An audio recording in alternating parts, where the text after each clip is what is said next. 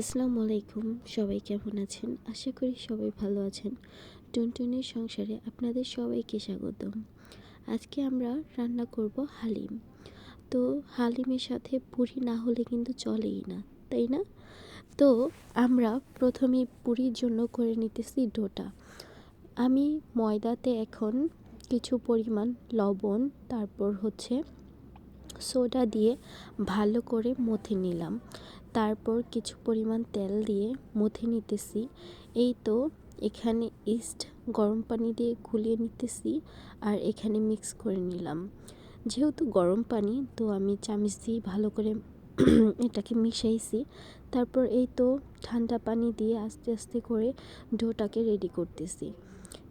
গরম পানি দিয়ে ইস্টার গোলাতে ডোটা এমনিতেই একটু তুলতুলে টাইপের লাগতেছে। তো আমি ওগুলাকে ভালো করে আবার মথে নিতেছিলাম।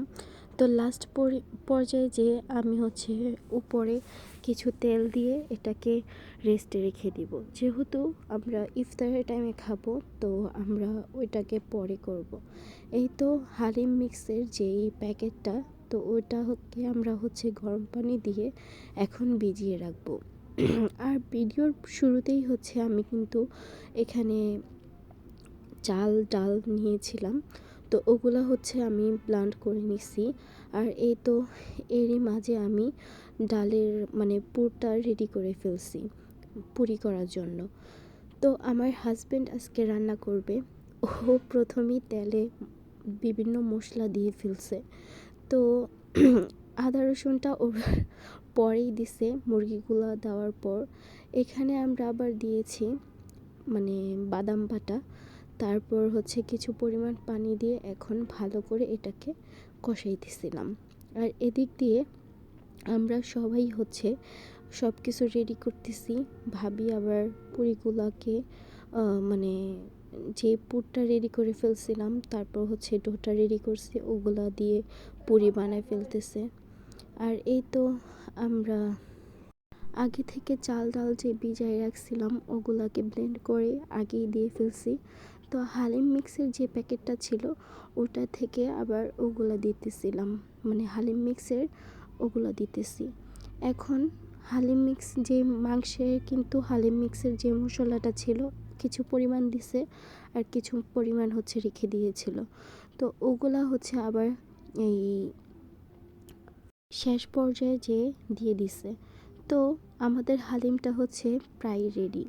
আর যেহেতু আমাদের বাসায় অনেক মানুষ, তার জন্য আমরা একটু বেশি করেই করতেছিলাম। আর এই তো পরিবেশন করার জন্য এখানে পেঁয়াজ বা ব্রেস্তা, তারপর আলু ভাজা করে ফেললাম। আর এক এক করে পুরিগুলো বেজে নিতেছি। হালিমটা দেখতে যেরকম সুন্দর, খেতেও কিন্তু ঠিক ততটাই মজা হয়েছে, কারণ আমার হাজব্যান্ড রান্না করছে। ওর হাতের রান্না আসলেই অনেক মজা আর অনেক সুস্বাদু। তো আমি সুন্দর করে এক এক করে সাজাইতেছিলাম হালিমগুলো। প্রথমেই পেঁয়াজ বেরেস্তা দিয়ে ফেললাম, তারপর আলু ভাজা দিয়ে ফেললাম, কাঁচামরিচ, তারপর শসা, ধনিয়া পাতা দিয়ে লেবু দিয়ে চেপে খেতে এত মজা, যা বলার বাহিরে। এই তো আমি ইফতারের টাইমেই কখন ভাবতেছি খাবো, তো এখন নিয়ে পুরি দিয়ে চুবিয়ে চুবিয়ে খাইতেছি। আর এত মজা হয়েছে, খুবই বলার বাহিরে। তো থ্যাংক ইউ স্বামীজান, এভাবে নতুন রান্না করে আমাদেরকে খাওয়াবা, এটাই চাই। তো সবাইকে ধন্যবাদ। আল্লাহ হাফেজ।